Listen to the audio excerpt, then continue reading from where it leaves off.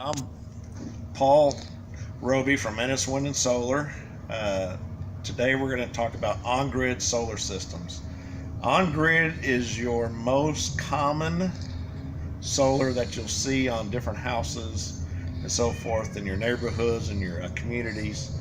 We're going to talk first about what it is, why it's preferable, because it's the cheapest. It's very simple. You have your solar panels that can be mounted on the roof, can be mounted on the ground next to your home, or whatever the facility you have that you want solar in. The solar then goes to your inverter, where you have to keep separate your positive and negative, which is DC electricity. It will come out of the inverter as AC, either in 120 or 240, most common 240. Connect to your main distribution panel in your home. From there, your main distribution panel should be already connected to your meter, and from your meter out to the grid. The way it works is whatever power that you generate through your solar panels will first go to any loads you have in the house. So it'll feed those loads first. Any excess will go back through the meter and back up to the grid. When you install your system, you have to inform your solar company.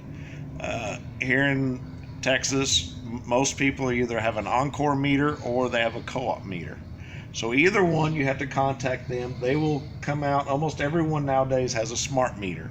So all it takes is to reprogram the meter to keep track of how many kilowatt hours are coming from the grid to the home, and then from your solar back to the grid. How that's accounted for will be determined by whoever your power company is, or whoever your retailer is. Everybody has different plans of how they do that. Either it's a credit or they'll actually send you a check. Now, one thing that you need to understand that most people don't understand, if the grid goes down, so there's no power in the neighborhood because there's a power outage, transformer goes down due to storm, ice, whatever it may be, the inverter shuts off. So your inverter here will turn off. The purpose of that is so you're not sending power back up to the grid and you electrocute somebody working on a power line. So even though you're generating power, your house will be dark. You will have no power in the house. And it's done that way by law. So there's nothing you can do about it. Other than go to a different type of power system, hybrid system or something else.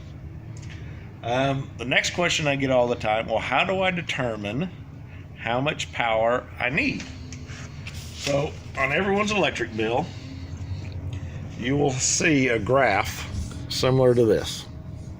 So if you figure out what your average is or what you feel comfortable with, and that is the number that you want to use, okay? So that it will be in kilowatt hours. So just for example's sake, let's say on an average monthly basis, we use 2,000 kilowatt hours per month.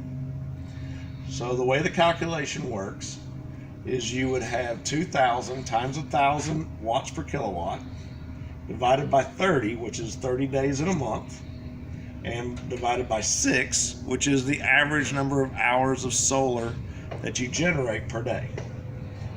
And then you calculate all that out, and then in this example, what you need is enough solar panels to produce 11,111 watts per day or per hour. And so you divide your whatever solar panels you want to use. If you're using 300 watt panels, 350 watt panels, divide that into this number and they'll tell you the number of panels that you need. So that is the basics of a on-grid system. So next we will talk about a hybrid system in the next episode. Thank you very much.